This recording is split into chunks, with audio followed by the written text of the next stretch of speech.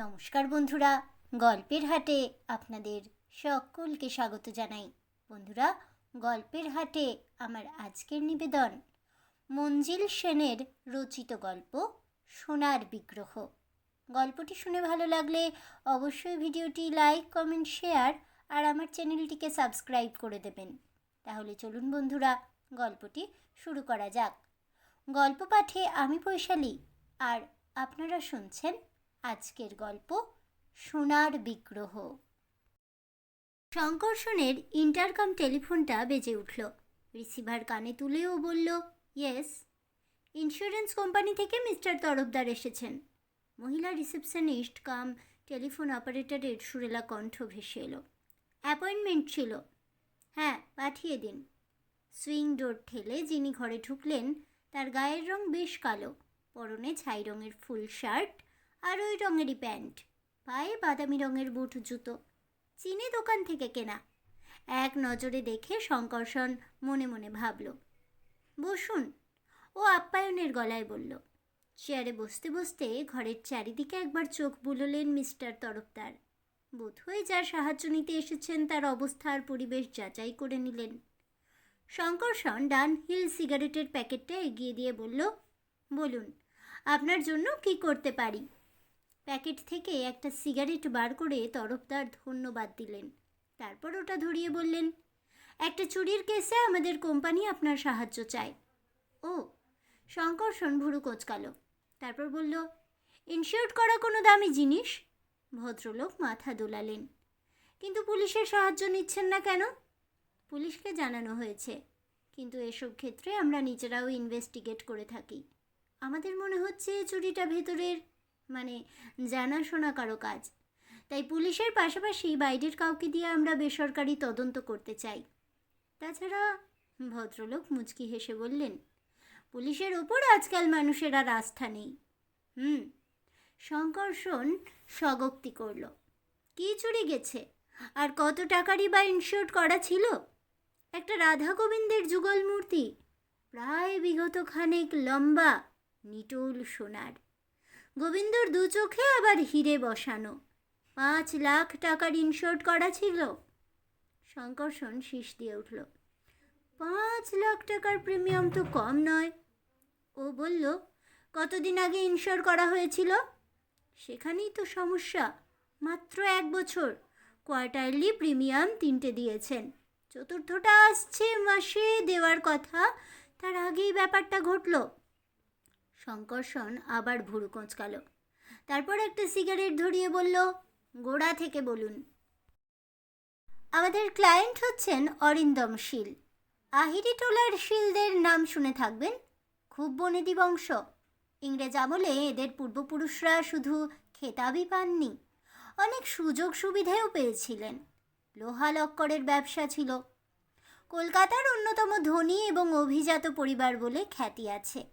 স্বাধীনতার পর থেকেই অবস্থা পড়তে থাকে। গত 30 বছরে অনেক ওলট পালট হয়ে গেছে। রেশ আর ফাটকাবাজিতে জলের মতো টাকা বেরিয়ে গেছে। তবে বনেদি চাল চলন এখনো যায়নি। 2-4টে কোম্পানির শেয়ার হোল্ডার অরিন্দম শীল, একটা ডিরেক্টর বোর্ডেও আছেন। পড়তি অবস্থা হলেও এখনো যা আছে তাই আমাদের অনেকেরই নেই। মস্ত জমি নিয়ে যে বাড়ি, তার দামই এখন কোটিতে গিয়ে দাঁড়াবে। পুরনো আমলের বাড়ি হলেও খাঁটি মাল মশলাই তৈরি, এখনো মজবুত আছে। যা হোক, ওই রাধা গোবিন্দ মূর্তি বানিয়েছিলেন অরিন্দম শীলের পিতামহ জয়কৃষ্ণ শীল। তিনি ইংরেজদের কাছ থেকে খেতাব পেয়েছিলেন। তিনি শীল বংশের প্রথম উদ্যমী পুরুষ। ব্যবসার পত্তন তিনিই করেছিলেন। খুব সমারোহ করে ওই যুগল মূর্তি প্রতিষ্ঠা করেছিলেন জয়কৃষ্ণ শীল। অনেক খোঁজ খবর করে শ্রী শ্রী মায়ের জন্মস্থান জয়রামবাটি থেকে এক নিষ্ঠাবান ব্রাহ্মণ পরিবারকে এনে তিনি জায়গা জমি দিয়ে বসতি করিয়েছিলেন। পুরুষানুক্রমে তারাই এই বিগ্রহের পূজা করেন।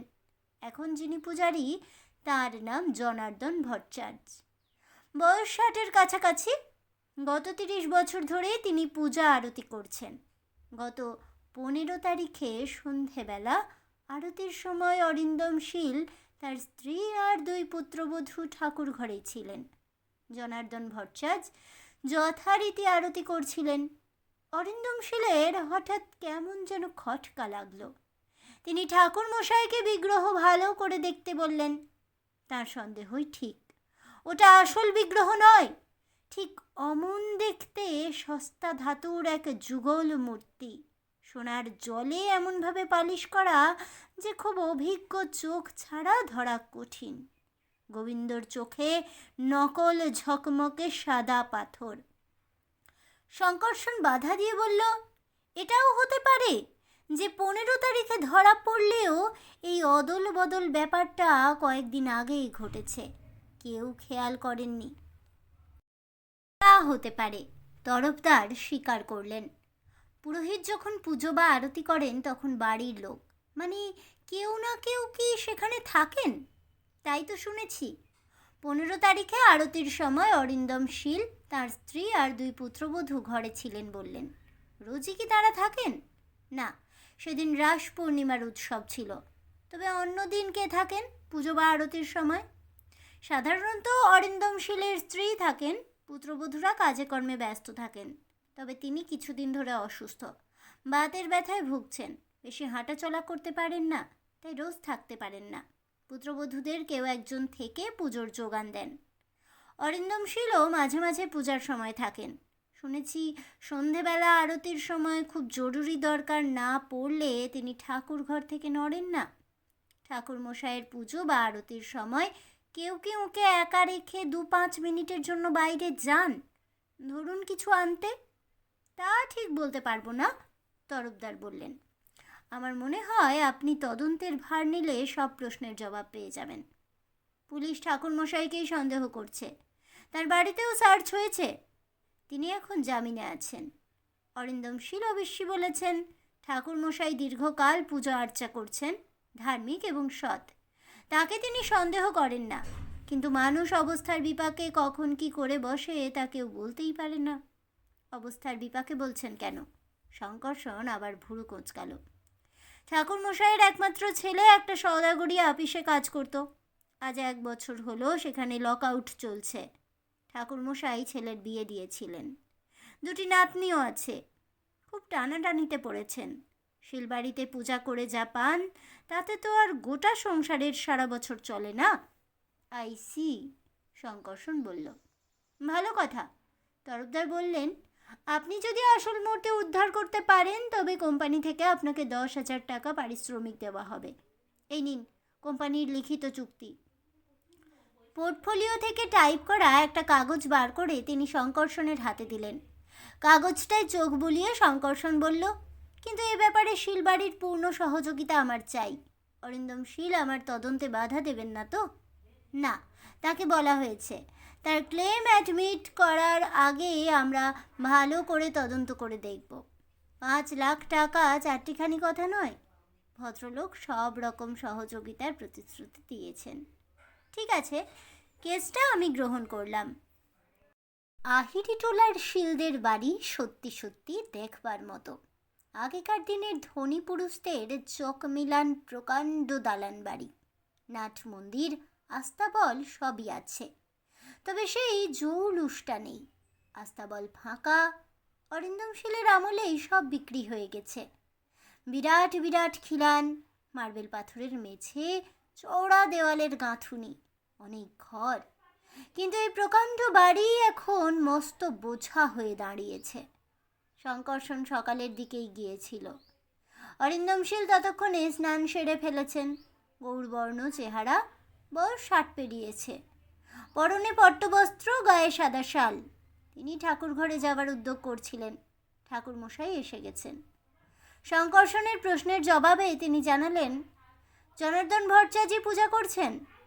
সেদিন হঠাৎ কেন আপনার সন্দেহ হলো বিগ্রহ বদল হয়েছে? শঙ্কর্ষণ জিজ্ঞেস করল। ওটা জন্ম থেকেই দেখে আসছি, তাই সেদিন কেমন যেন খটকা লেগেছিল। অরিন্দম শীল জবাব দিলেন, কিন্তু ওটা যে সেদিনই বদল হয়েছে এমনটা তো নাও হতে পারে। শঙ্কর্ষণ বলল, কয়েকদিন আগেও ব্যাপারটা ঘটতে পারে। তা হতে পারে। অরিন্দম শীল কেশ বিরল মাথায় হাত বুলোলেন।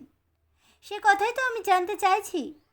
ওই দিনই আপনার খটকা লাগলো, আগে চোখে পড়েনি কেন? অরিন্দমশীল এক মুহূর্ত শঙ্কর্ষণের মুখের দিকে তাকিয়ে রইলেন। তারপর বললেন, হয়তো খেয়াল করিনি, তবে সেদিন রাস পূর্ণিমা ছিল, সন্ধেবেলা আলো দিয়ে সাজানো হয়েছিল বিগ্রহ, তাই চোখে পড়েছিল বোধহয়। তাছাড়া আগেই যে ওটা বদল হয়েছিল সেটা তো আপনার অনুমান, ওই দিন সকালেও তো ঘটতে পারে। তা ঠিক। ওই দিন সকালবেলা পুজোর সময় ঠাকুর ঘরে কে ছিলেন? আমার ছোট পুত্রবধূ। আমাকে সেদিন সকালেই বেরোতে হয়েছিল।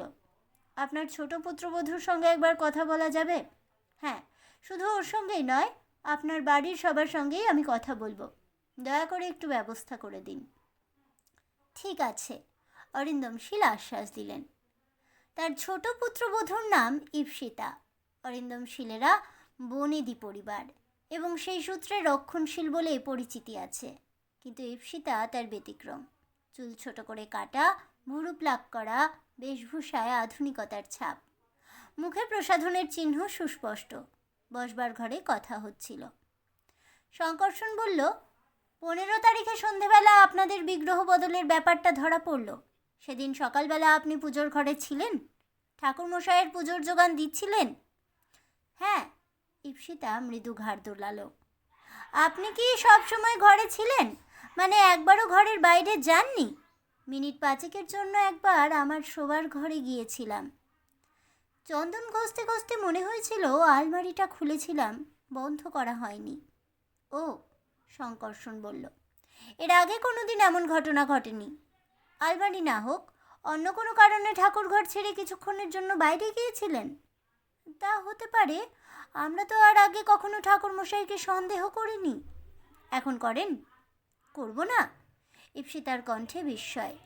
উনি ছাড়া আর কে সরাতে পারে এটা? উনি অনেক বছর ধরে পুজো করছেন, আগে কখনো অবিশ্বাসের কাজ তো করেননি। মানুষের স্বভাব বদলাতে কতক্ষণ? লোভ মুনি ঋষিদেরও মতিভ্রম ঘটায়। আপনার বড়জাকে একবার পাঠিয়ে দিন। অরিন্দমশীলের বড় পুত্রবধূ কিন্তু রক্ষণশীল ঘরের বধূ হওয়ার উপযুক্ত। হাতির দাঁতের মতো গায়ের রং, পদ্মের পাপড়ির মতো চোখ, ঘন কালো চুল কোমর ছাড়িয়েছে, মাথায় ঘোমটা, কপালে সুন্দর একটা সিঁদুরের টিপ আর দুপায়ে আলতা। নামও সাবেকি আমলের মৃণালিনী। তিনি একা ঘরে এলেন না, একজন দাসীকে সঙ্গে নিয়ে এলেন। শঙ্কর্ষণের প্রশ্নের জবাবে তিনি বললেন, পুজোর আয়োজনের সময় তিনিও 2-1বার দরকারি বাইরে গেছেন। বিগ্রহ বদলের ব্যাপারটা 15 তারিখের আগেও ঘটতে পারে বলেই তিনি স্বীকার করলেন। ঠাকুরমশাই সম্বন্ধে তিনি বললেন, তাকে ধার্মিক এবং সৎ বলেই এতদিন তার ধারণা ছিল। অরিন্দমশীলের স্ত্রীর বয়স 50 পেরিয়েছে। বয়সকালে তিনি যে পরমা সুন্দরী ছিলেন তা এক নজরেই বোঝা যায়। শঙ্কর্ষণ যেদিন তার সাথে কথা বলল, সেদিন তিনি বাতের ব্যথায় কাবু হয়ে পড়েছিলেন। তিনি কিন্তু 15 তারিখের আগে বিগ্রহ বদল হওয়ার সম্ভাবনা মানতেই পারলেন না। অর্থাৎ ঘুরে ফিরে সন্দেহটা ঠাকুরমশাইয়ের ঘাড়েই এসে পড়েছে। বড় ছেলে আনন্দ অরিন্দমশীল যে কোম্পানির ডিরেক্টর, সেখানে অ্যাকাউন্টস অফিসার, আর ছোট ছেলে সুনন্দ এক বেসরকারি সংস্থার ইঞ্জিনিয়ার। তারা কেউ পারতপক্ষে পূজার ঘরে পা দেয় না, ধর্মে তেমন মতি নেই। সবশেষে জনার্দন ভট্টাচার্যের সঙ্গে দেখা করল শঙ্কর্ষণ। উজ্জ্বল গায়ের রং, মাথার চুল প্রায় সাদা, চোখে মুখে দুশ্চিন্তার কালো ছাপ পড়েছে। তিনি ওর পরিচয় আর উদ্দেশ্য জানতে পেরে হাউ হাউ করে কেঁদে উঠলে বললেন, আমাকে বাঁচান বাবু, আমি নির্দোষ। বিগ্রহ পাল্টানোর ব্যাপারে আমি কিছুই জানি না। আজ 30 বছর ধরে ও বাড়িতে আমি পুজো করছি। আমার পিতামহকে এখানে এনে বসিয়েছিলেন কর্তাবাবুর পিতামহ, জায়গা জমি দিয়েছিলেন। আমি এমন নেমুখ হারাম কাজ করিনি। আপনি শান্ত হয়ে আমার কথার জবাব দিন, শঙ্কর্ষণ বলল। আপনি নিরপরাধ হলে নিশ্চয়ই তা প্রমাণ করা যাবে। ভট্টাচার্য মশাই চোখ মুছে আত্মসংযমের চেষ্টা করলেন। শঙ্কর্ষণ তাকে সহজ হওয়ার জন্য কয়েক মুহূর্ত সময় দিল। তারপর বলল, ঠাকুর ঘর কি পুজো আরতি ছাড়া অন্য সময় বন্ধ থাকে? হ্যাঁ, ভট্টাচার্য মশাই জবাব দিলেন। বাইরে থেকে তালা দেওয়া থাকে। চাবি কার কাছে থাকে? গিন্নিমার কাছে। উনি কি রোজ দরজা খুলে দেন? সুস্থ থাকলে উনিই দেন, আর সুস্থ না থাকলে কর্তাবাবু নয়তো বড় বৌমা। খুব ধর্মে মতি বড় বৌমার। তবে উনি পুজো বা আরতির সময় রোজ ঠাকুর ঘরে থাকেন না কেন? ওর ঘাড়েই তো সব সংসার এখন। গিন্নিমা প্রায়ই বাতের ব্যামোয় শয্যাশায়ী থাকেন, তাই বড় বৌমাকেই সংসারের সব দেখাশোনা করতে হয়। আর ছোট বৌমা, তিনি একটু নিজের খেয়ালেই চলেন। ভট্টাচার্যমশাই সামান্য ইতস্তত করে বললেন, এই পরিবারে যেন বেমানান। আসলে উনি ছোট দাদাবাবুর আপিসেই কাজ করতেন, সেখানেই ভাব আর বিয়ে। কর্তাবাবু আর গিন্নিমার একটু মত ছিল না বিয়েতে, কিন্তু ছোট দাদাবাবু তাদের কথা শোনেননি। ছোট বৌমাকে তেমন সুনজরে দেখেন না কর্তাবাবু আর গিন্নিমা। আর বোধহয় সংসারের কোনো ব্যাপারে ছোট বৌমার আগ্রহ একটু কম। কিন্তু আপনার পুজো বা আরতির সময় দরকার হলে উনি তো থাকেন, আপনাকে জোগাড় যন্ত্র করে দেন। তা কেন দেবেন না? হিন্দুর মেয়ে, দেবদেবীর প্রতি অশ্রদ্ধা থাকতে পারে কখনো? তবে উনি খুব ঠেকায় না পড়লে আসেন না। কর্তাবাবুই বেশিরভাগ সকাল সন্ধ্যায় হাজির থাকেন। তিনি আবার বড় খুঁতখুঁতে, পুজো আরতিতে এতটুকু ত্রুটি বরদাস্ত করেন না। অবশ্যই গিন্নিমা সুস্থ থাকলে তিনিই থাকেন। বুঝেছি, ওদের কেউ না থাকতে পারলে বড় বৌমাই পুজোর কাজকর্ম করেন, তাই তো? হ্যাঁ, বড় ছেলে মানে আনন্দবাবু, আপনার কর্তাবাবু যে কোম্পানির ডিরেক্টর সেখানেই কাজ করেন। তার আবার কিছু বদখেয়ালও আছে শুনেছি। মানে বড় ঘরের ছেলে, একটু আধটু খেয়াল তো থাকবেই, তবে নেশা ভাঙ করেন না। আমি খোঁজ নিয়ে জেনেছি, বাজারে ওর ধার দেনা কম নয়। শঙ্করসন যেন চিন্তা করতে করতে বলল, এদিকে আবার কোম্পানির অ্যাকাউন্টস অফিসার, টাকা পয়সা নিয়ে কারবার। কি বলছেন আপনি? ভট্টাচার্যমশাই অবাক হয়ে জিজ্ঞেস করলেন। না, আমি সব সম্ভাবনায় ভেবে দেখছি। শুনলাম আপনার ছেলেও নাকি 1 বছর ধরে বাড়ি বসে আছে। হ্যাঁ। ভট্টাচার্যমশাইয়ের মুখে আবার ফুটে উঠল দুশ্চিন্তার ছাপ। শিলবাড়ি থেকে যা পান তাতে কি সারা মাস চলে যায়? শঙ্করসন জিজ্ঞাসা করল। তাই কি চলে? ভট্টাচার্যমশাই ম্লান হাসি হাসলেন। আগে বরাদ্দ ছিল মাসে 1 মণ চাল, এখন তা দাঁড়িয়েছে 10 কিলোই। মাসোহারা অবশ্যই 150 টাকা থেকে বেড়ে 250 টাকা হয়েছে, কিন্তু 10 বছর আগেও 150 টাকার যা মূল্য ছিল, আজ 500 টাকার মূল্যও তার চাইতে কম। তা 100 বার। শঙ্করসন সায় দিয়ে বলল। তবে চলে কি করে আপনার? বাধা কয়েক ঘর যজমান আছে, ভট্টাচার্যমশাই মলিন মুখে বললেন। একটু আধটু জ্যোতিষশাস্ত্রও জানি, তা থেকেও কিছু আসে। মাঝে মাঝে উপোস দিই, অভ্যেস হয়ে গেছে, এভাবেই চলে। ছেলের চাকরিটা থাকলে চিন্তা ছিল না। ছেলেকে নিজের পেশায় ঢোকালেন না কেন? শঙ্করসন জিজ্ঞাসা করল। একদম বসে না থেকে কিছু অন্তত ঘরে আনতে পারত। আজকালকার ছেলে স্কুল কলেজে পড়েছে, নামা বলেই গায়ে দিতে রাজি হয়নি, মানে বেঁধেছিল। এখন বুঝছে নতুন চাকরির আশাও নেই, স্ট্রাইক আর লক আউটে একটার পর একটা কোম্পানি বন্ধ হয়ে যাচ্ছে, আর সেই সঙ্গে এক একটা পরিবারকে ঠেলে দিচ্ছে ধ্বংসের মুখে। শুনেছি আপনার স্ত্রী কঠিন অসুখে ভুগছেন, তার ঠিকমতো চিকিৎসার জন্য নাকি অনেক টাকার দরকার। ভট্টাচার্যমশাই কোনো জবাব দিলেন না, বোবা দৃষ্টিতে তাকিয়ে রইলেন। ছোট ছেলে সুনন্দর সঙ্গেও কথা বলল শঙ্করসন। সে কিন্তু শঙ্করসনকে বেশি পাত্তা দিতে চাইল না। সে একজন ইঞ্জিনিয়ার, নিজের পদমর্যাদা সম্বন্ধে বিশেষ সচেতন। আপনি তো ন্যাশনাল মাল্টিপারপাস ইন্ডাস্ট্রিজ কোম্পানিতে কাজ করেন, শঙ্করসন বলল। হ্যাঁ, ওখানকার ইঞ্জিনিয়ার। 50,000 টাকার একটা চেক নিয়ে কি যেন গোলমাল হয়েছে, আপনার নামও তার সাথে জড়িয়ে পড়েছে। মিথ্যে কথা, সুনন্দ বলে উঠল। আমাকে মিথ্যে করে ওই ব্যাপারে জড়াবার চেষ্টা করা হচ্ছে। তারপরই গলা নিচু করে প্রায় অনুনয়ের সুরে সে বলল, বাবার কানে এ কথা তুলবেন না প্লিজ, উনি খুব বড় শকড হবেন। পথে এসো বাছা, শঙ্করসন মনে মনে বলল। বেশ কয়েকদিন কেটে গেছে। শঙ্করসন ইতিমধ্যে নানান জায়গায় খোঁজ খবর করেছে। মিস্টার তরফদার সেদিন ওর সঙ্গে দেখা করতে এলেন।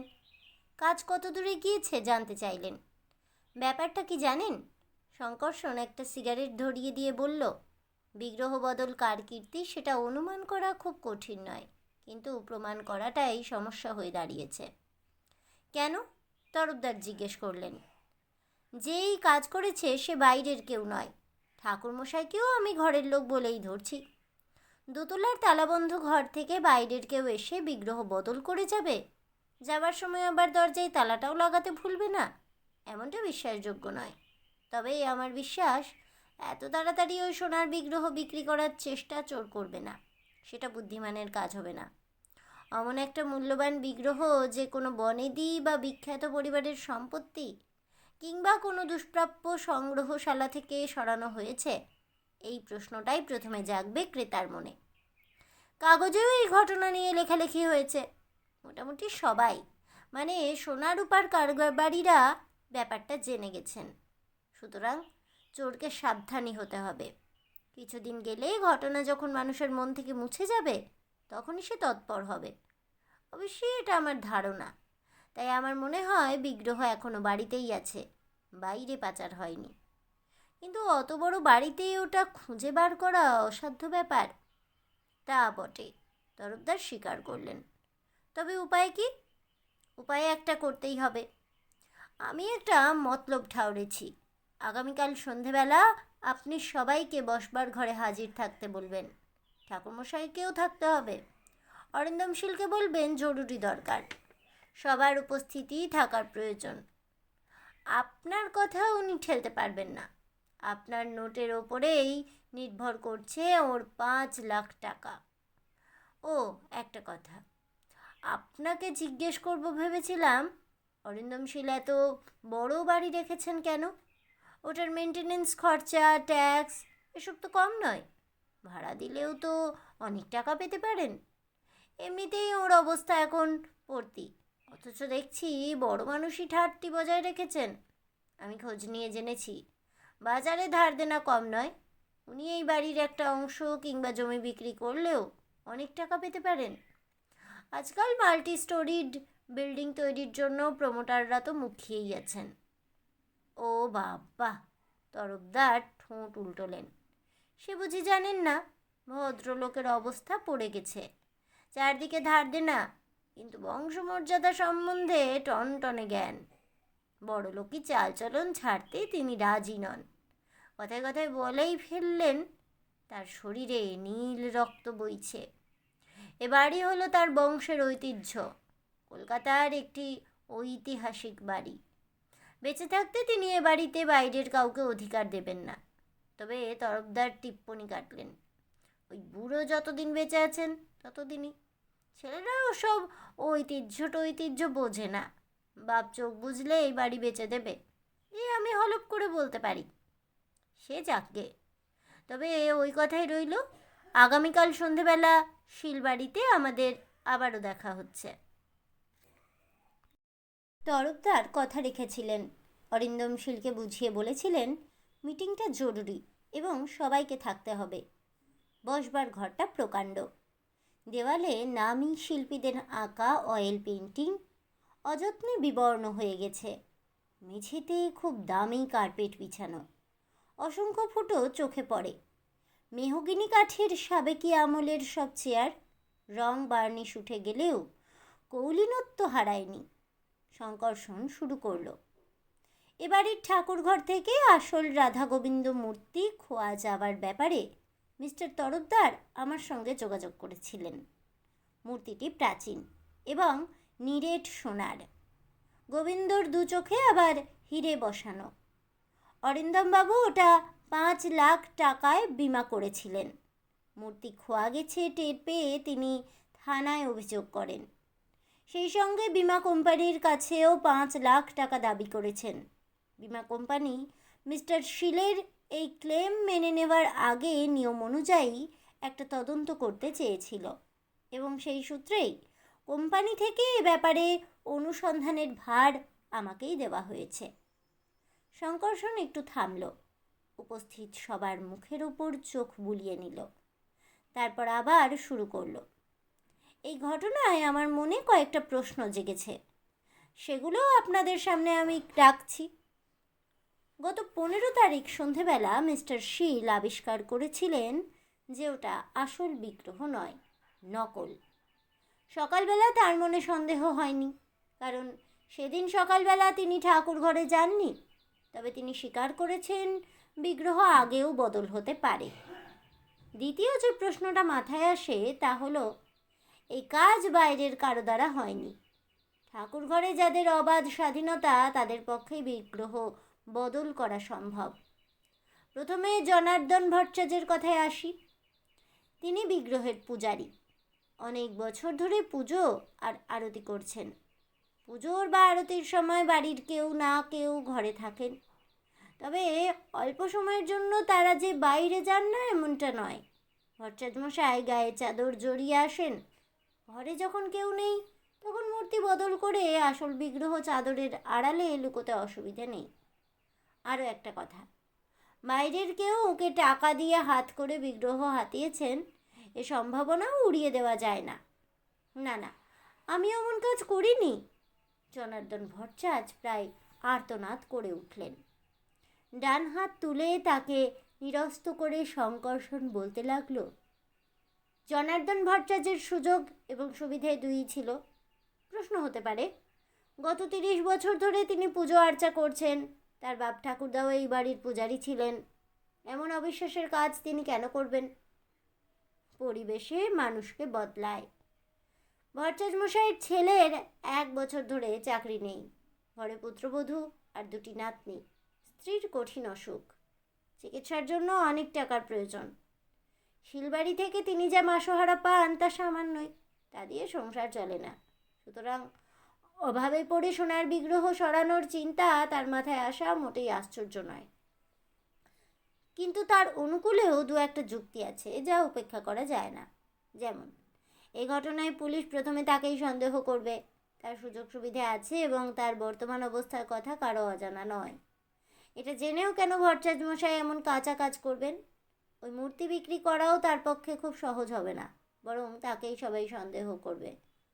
এটা জেনেই অন্য কারো পক্ষে মূর্তি বদল করা খুব চতুরের মতো কাজ হবে। আসল অপরাধীকে কেউ সন্দেহ করবে না। দ্বিতীয়, ঠাকুর ঘরে পুজো বা আরতির সময় ছাড়া ভট্টাচার্যমশাই ঢোকেন না, দরজায় তালা থাকে।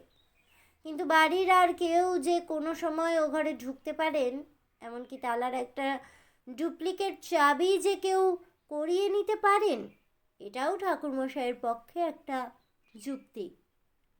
তার সুযোগ বাড়ির অন্যদের তুলনায় সীমিত। শঙ্কর্ষণ আবার থামল। জনার্দন ভট্টাচার্যের মুখে ফুটে উঠল কৃতজ্ঞতার চিহ্ন। এবার অরিন্দম শীলের বড় ছেলে আনন্দবাবুর কথায় আসা যাক।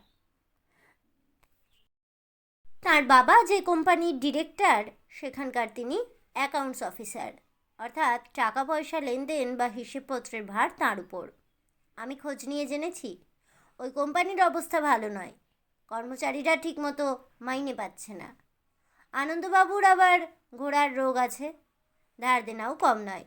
সংকট থেকে উদ্ধার পাওয়ার জন্য ওই সোনার বিগ্রহ সরিয়ে ওখানে একটা মেকি মূর্তি বসানোর মতলব তার মাথায় যদি আসে, তবে আশ্চর্য কিছু হওয়ার নেই। মিথ্যে কথা, গর্জন করে উঠল আনন্দ। ইটস এ লাই। শঙ্কর্ষণ আবার ডান হাত তুলে তাকে নিরস্ত করে বলল, আনন্দবাবুর স্ত্রীকে কখনো কখনো ঠাকুর ঘরের দরজা খুলতে হয়। বিশেষ করে শাশুড়ি অসুস্থ থাকলে কিংবা শ্বশুরমশাই ব্যস্ত থাকলে তিনি চাবি দিয়ে তালা খোলেন। স্বামীকে বিপদের হাত থেকে উদ্ধার করার জন্য পতিব্রতা স্ত্রীরা করতে পারে না এমন কোনো কাজ নেই। শুনেছি তার ধর্মে খুব মতি, কিন্তু স্বামীর মঙ্গল তার কাছে জগৎ সংসারের সব থেকে বড়। শঙ্কর্ষণ লক্ষ্য করল ঘোমটার আড়ালে আনন্দবাবুর স্ত্রীর 2 চোখ থেকে যেন আগুন ঝরছে। এবার ছোট ছেলে সুনন্দবাবুর কথায় আসি। তিনি একটা বেসরকারি কোম্পানির ইঞ্জিনিয়ার। ইচ্ছেই হোক কি অনিচ্ছেই হোক, একটা বড় অঙ্কের টাকার গোলমালে তিনি জড়িয়ে পড়েছেন। তাকে হয়তো মোটা টাকা খেসারত দিতে হতে পারে, ব্যাপারটাও বেশি মিটেও যেতে পারে। কিন্তু তা যদি না হয় তবে অত টাকা কোথা থেকে তিনি জোগাড় করবেন? তার স্ত্রীরও ঠাকুর ঘরে অবাধ যাতায়াত। বড় যাকে সাহায্য করার নাম করে তিনিও ঠাকুর ঘরের দরজা খুলতেই পারেন। তার সঙ্গে কথা বলে মনে হয়েছে তিনি একজন প্র্যাকটিক্যাল ওম্যান। স্বামীকে সাহায্য করার জন্য ওই বিগ্রহ সরাতে অনুশোচনা হবে এমন সেন্টিমেন্টাল তিনি নন। ইডিয়েট! তীক্ষ্ণ নারী কণ্ঠে উচ্চারিত কথাটা যেন চাবুকের মতো আছড়ে পড়ল। শঙ্করসন সেটা গায়ে না মেখে বলে চলল, আমি আগেই বলেছি, বিগ্রহ 15 তারিখের আগে, ধরা যাক 12, 13 কিংবা 14 তারিখে বদল হয়েছে। কেন তা বলছি। আসল বিগ্রহের একটা রেপ্লিকা বা অবিকল প্রতিমূর্তি দরকার ছিল অপরাধীর। যেহেতু আসল মূর্তি কারিগরকে দেওয়া সম্ভব নয়, নিশ্চয়ই ওটার একটা ছবি কিংবা ফটো থেকে নকল মূর্তিটা বানানো হয়েছে। বাড়ির কারো সাহায্য ছাড়া এমনটা সম্ভব নয়। নকল মূর্তির ওপর সোনার জল পালিশ করা হয়েছে, আর গোবিন্দর দু চোখে বসানো হয়েছে দুটো ঝুটো পাথর, অর্থাৎ হিরে বলে ভুল হয়। এ দুটো কাজই বোধহয় কোনো জহুরিকে দিয়ে করানো হয়েছে। সোনার জলের পালিশটা তো নিশ্চয়ই। মূর্তি বদল করা হয়েছে হয়তো 14 কিংবা 13 তারিখে। আনন্দবাবুর স্ত্রী স্বীকার করেছেন পুজোর সময় তিনিও দরকারে 2-1 বার বাইরে যেতেন কিংবা গেছেন। কিন্তু আমি যদি বলি পুজো বা আরতির সময় মোটেই বিগ্রহ বদল হয়নি, হয়েছে অন্য কোনো সময়, যখন কেউ ও ঘরে যায় না। ঘুরে ফিরে সেই একই প্রশ্ন আসছে। ঠাকুর ঘরে যেতে বাধা নেই এমন কেউই ওটা সরিয়েছেন। 2-1 দিন তিনি অপেক্ষা করেছেন, আর কারো চোখে এই পাল্টাপাল্টি ধরা পড়ে কি না এ ব্যাপারে তিনি নিশ্চিন্ত হতে চেয়েছিলেন। আসলে বিগ্রহ যে নকল তা চট করে ধরা পড়ুক তিনি এমনটা চাননি। শঙ্করসন চুপ করল। ঘরের মধ্যে তখন অখণ্ড নিস্তব্ধতা। অবশ্যই আমার এই অনুমান ভুলও হতে পারে। শঙ্করসনই নিস্তব্ধতা ভঙ্গ করে বলল, অর্থাৎ বিগ্রহ বদল আগে না হয়ে 15 তারিখেও হতে পারে, এবং তা সকালে পুজোর সময়। সেক্ষেত্রে ভট্টাচার্য মশাই সন্দেহমুক্ত নন। আবার দুপুরের দিকে সবাই যখন একটু গড়িয়ে নিচ্ছেন তখনও হতে পারে। অবশ্যই বিগ্রহ কবে বা কখন বদল হয়েছে সেটা এখানে গৌণ ব্যাপার। তা কারো পক্ষে সমর্থন কিংবা বিপক্ষে কাজ করছে না। তা যদি হতো তবে সঠিক দিনক্ষণ বড় একটা ফ্যাক্টর হয়ে দাঁড়াতো। একমাত্র পুজো বা আরতির সময় ছাড়া অন্য কোনো সময় বিগ্রহ বদল হয়ে থাকলে ভট্টাচার্য মশাই নির্দোষ। সবার মুখের ওপর আবার চোখ বুলিয়ে শঙ্করসন বলল, আশা করি বুঝতে পারছেন আপনারা কেউই সন্দেহের বাইরে নন। আরও একটা কথা, আমার দৃঢ় বিশ্বাস সোনার বিগ্রহ এখনও বাড়িতেই আছে। ওটাকে লুকিয়ে রাখা হয়েছে। সমস্ত বাড়ি তল্লাশি করলেই ওটা পাওয়া যাবে। একজনের দু চোখের পাতা যে ঘন ঘন নড়ে উঠল সেটা শঙ্করসনের দৃষ্টি এড়ালো না। শেষের কথাটা তাকে উদ্দেশ্য করেই ওর বলা। মনে মনেও হাসল। ওর অনুমান মিথ্যে নয়। আপনারা এবার যে যার ঘরে যান, আমি বাড়ির কর্তার সঙ্গে একান্তে কিছু কথা বলবো। আস্তে আস্তে সবাই বেরিয়ে গেল। সবার চোখে মুখেই বিদ্বেষের চিহ্ন ফুটে উঠেছে। শুধু ভট্টাচার্য মশাই ব্যতিক্রম। তার মুখ ভাবলেশীন। ঘরে এখন অরিন্দমশীল, মিস্টার তরফদার আর শঙ্করসন। ব্যাপারটা এখন বুঝতে পারছেন মিস্টার শীল? শঙ্করসন বলল, বিগ্রহ বদল বাইরের কারো দ্বারা হয়নি। আমি যুক্তি দিয়ে প্রমাণ করতে চাইছিলাম কেউ সন্দেহমুক্ত নন, এমনকি আপনার স্ত্রীও নন। কি বলছেন আপনি? অরিন্দমশীল রাগত কণ্ঠে বললেন।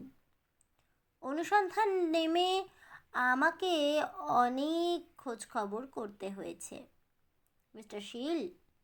অনেক জায়গায় যেতে হয়েছে আমাকে, অনেকের সঙ্গে কথাও বলেছি। আপনার স্ত্রীর ছোট ভাই একজন শিল্পী, নানা রকম ধাতুর মূর্তি করেন। বাজারে তার যথেষ্ট চাহিদা, ঠিক কি না? মিস্টার শীল কোনো জবাব দিলেন না। মিস্টার তরফদার যখন আমার কাছে এই বিগ্রহের ব্যাপারে তদন্তের প্রস্তাব নিয়ে আসেন, তখন তার মুখে মোটামুটি ঘটনা শুনে প্রথমেই একটা প্রশ্ন আমার মনে জেগেছিল। শঙ্করসন অরিন্দমশীলের মুখের দিকে তাকিয়ে বলল, যে বিগ্রহ এই বাড়িতে 3 পুরুষ ধরে আছে, কখনো চুরির চেষ্টা হয়নি, হঠাৎ সেটা বিমা করার দরকার পড়লো কেন? 5 লাখ টাকা বিমার প্রিমিয়াম তো কম নয়, বছরে অনেক টাকা। তাছাড়া আপনার আর্থিক অবস্থাও আগের মতো নেই। তারপর ঠিক 1 বছরের মাথায় বিগ্রহ খোয়া গেল, আর আপনি টাকাটা দাবি করে বসলেন। এটা কি কাকতালীয় ঘটনা? আপনাকেই আমার প্রথম সন্দেহ হয়েছিল। আমাকে? অরিন্দম শীল যেন আকাশ থেকে পড়লেন। ভেবে দেখুন, শঙ্কর্ষণ বলল। ঠাকুর ঘরে আপনার অবাধ গতি, বিগ্রহ অদল বদল করা আপনার পক্ষে মোটেই কঠিন কাজ নয়। এসব আপনি কি বলছেন? অরিন্দম শীলের গলা চড়ল। আমি খোঁজ নিয়ে জেনেছি, আপনি যেসব কোম্পানির সঙ্গে যুক্ত তাদের কোনোটারই অবস্থা ভালো নয়। এদিকে আপনার খরচের বহর কম নয়। আগে আপনাদের রেসের ঘোড়া ছিল, এখন সেসব পাট চুকলেও মাঠের সঙ্গে আপনার সম্পর্ক যায়নি। আপনি সীমা লঙ্ঘন করছেন মিস্টার তরফদার। অরিন্দম শীলের মুখ রক্তবর্ণ হয়ে উঠল। সে কথায় কর্ণপাত না করে শঙ্কর্ষণ বলল, আমার মনে হলো যেন 5 লাখ টাকা আদায়ের মতলবেই বিগ্রহ বিমা করা হয়েছে। কষ্ট করে 3টে কোয়ার্টারের প্রিমিয়াম দিয়ে ওটা সরিয়ে ফেলা হয়েছে। বিমা কোম্পানির কাছ থেকে টাকাও আদায় করা হবে, আবার সোনার বিগ্রহ ঘরেই থাকবে। এমনটাই ছিল পরিকল্পনা। Shut up! অরিন্দম শীল গর্জন করে উঠলেন। চিৎকার করে কোনো লাভ হবে না মিস্টার শীল, শান্ত কণ্ঠে বলল শঙ্কর্ষণ। আপনাকে সবার সামনে অপদস্থ করতে চাইনি বলেই আপনার সঙ্গে একান্তে কথা বলছি। আমার মনে ওই সন্দেহ জেগেছিল বলে আমি গোটা উত্তর আর মধ্য কলকাতার সমস্ত সোনার দোকান চষে বেরিয়েছি। আমি একটা ব্রোঞ্জের মূর্তি সোনার জলে পালিশ করতে চাই। এ ব্যাপারে তাদের অভিজ্ঞতা আছে কি না, হালে এমন কাজ তারা করেছে কি না, কত খরচ পড়বে, এই ছিল আমার প্রশ্ন। একটা দোকানে জানতে পারি এ মাসের গোড়ার দিকে একটা রাধা গোবিন্দের মূর্তি তারা সোনার জলে পালিশ করেছে। যিনি কাজটা দিয়েছিলেন তার চেহারার বর্ণনাও তাদের কাছ থেকে পেয়েছি। আপনার ডান চিবুকের কাছে একটা কাটা দাগ পর্যন্ত তারা বলতে ভোলেননি। এরপরেও কি আপনি অস্বীকার করবেন মিস্টার শীল? বলেন তো সেই কারিগরকে এখানে নিয়ে আসবো। অরিন্দম শীলের মুখ ব্লোটিং পেপারের মতো সাদা, মুখ দিয়ে কথা বেরোলো না। আপনাদের বনেদি বংশ, এ কথা জানাজানি হলে খবরের কাগজগুলো লুফে নেবে, ঢি পড়ে যাবে, পুলিশও আপনাকে ছাড়বে না। তার চেয়ে বরং আমি একটা প্রস্তাব দিই। আমার মনে হয় সব দিক থেকে রক্ষা করার সেটাই একমাত্র পথ। অরিন্দম শীল জিজ্ঞাসু দৃষ্টিতে তাকালেন। তার চোখ মুখের অবস্থা দেখে শঙ্কর্ষণের খারাপ লাগলো। আপনি বিমা কোম্পানির কাছে করা ক্লেমটা উইথড্র করে নিন। ওদের জানিয়ে দিন বিগ্রহ পাওয়া গেছে।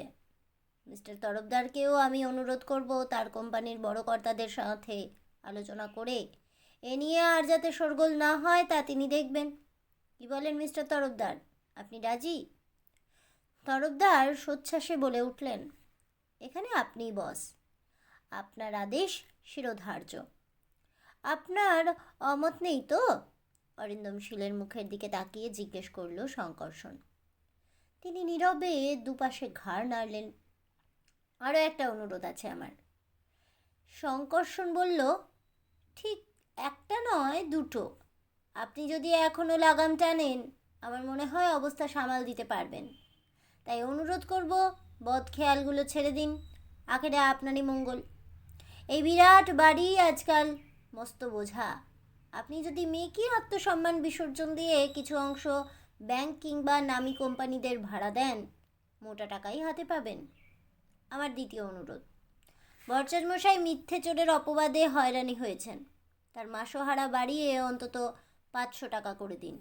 আজকালকার গন্ডার দিনে অতগুলো মুখের অন্ন যোগান দিতে ওই টাকাটা যথেষ্ট নয়। ভদ্রলোক সৎ এবং বড় ভালো মানুষ। শঙ্কর্ষণের অফিসে বসে কথা হচ্ছিল। 10,000 টাকার চেকটা বাড়িয়ে ধরে তরফদার খুশি মুখে বললেন, আপনি কোম্পানির অনেক টাকা বাঁচিয়ে দিয়েছেন, ম্যানেজমেন্ট আপনার প্রতি কৃতজ্ঞ। আপনার অনুরোধ তারা মেনে নিয়েছেন, ব্যাপারটা ধামাচাপা দেওয়া হয়েছে। কিন্তু একটা কথা আমার জানতে ইচ্ছে হচ্ছে। বলুন। শঙ্করসন সিগারেটের প্যাকেটটা এগিয়ে দিতে দিতে বলল, আপনি কি সত্যিই মিস্টার শীলকে গোড়া থেকে সন্দেহ করেছিলেন? নিশ্চয়ই। হঠাৎ তার বিগ্রহ বিমা করার দরকার পড়ল কেন? বিমা করার 1 বছরের মধ্যেই ওটা খোয়া গেল, আর মিস্টার শীল 5 লাখ টাকা ক্লেম করে বসলেন। এটা আমার কাছে খুবই সন্দেহজনক মনে হয়েছিল, যেন ছকে বাঁধা পরিকল্পনা। কিন্তু অনুমান দিয়ে তো আর কেসের কিনারা হয় না, তার জন্য চাই সঠিক প্রমাণ। সেটাই সমস্যা হয়ে দাঁড়িয়েছিল। কেন? প্রমাণ তো আপনি জোগাড় করেইছিলেন। সে তো আমি বলেছি। শঙ্করসন হাসল। মানে? তরফদার অবাক হয়ে জিজ্ঞেস করলেন। আরে, উত্তর আর মধ্য কলকাতা মিলে সোনার দোকান কি কম নাকি? অত দোকানে ঢুমারা কি সহজ কথা? আপনার কথা আমি বুঝতে পারছি না। তরফদার যেন বোকা। নকল মূর্তিটা যে সোনার জলে পালিশ করা, সে কথা আপনার মুখেই তো শুনেছিলাম। ও কাজ নিখুঁতভাবে সোনার দোকানেই করা হয়, তাই আমি আন্দাজেই ঢিল মারলাম। উনি ভাবলেন সত্যি আমি সেই দোকানের খোঁজ খবর পেয়েছি। সেই সঙ্গে ডান চিবুকের কাছে কাটা দাগটা উল্লেখ করায় উনি ভাবলেন ধরা পড়ে গেছেন। মাই গড, আপনি তো সাংঘাতিক মানুষ। ধাপ্পা দিয়ে কাজ হাসিল করে ফেললেন। আর উপায় কি ছিল? উনি কি নিজে থেকে নিজের অপকর্মের কথা স্বীকার করতেন? কিন্তু ওকে যদি গোড়া থেকেই সন্দেহ করেছিলেন, তবে সেদিন ওই মিটিংয়ের কী দরকার ছিল? সবাই যে ও কাজ করে থাকতে পারে এমন বিশ্লেষণেরই বা কী দরকার ছিল?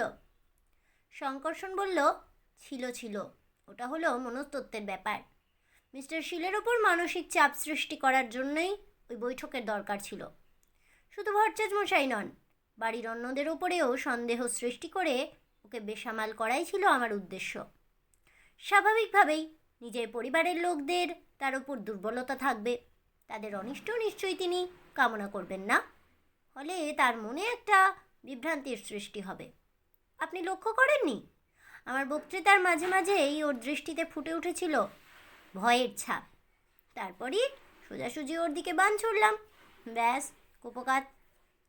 আপনাকে তবে তো মনস্তত্ত্ব নিয়েও পড়াশোনা করতে হয়েছে। তরফদার পরিহাস করল। নিশ্চয়ই, শঙ্করসন জবাব দিল। ভালো গোয়েন্দা হতে হলে একজন ভালো মনস্তত্ত্ববিদও হওয়া দরকার।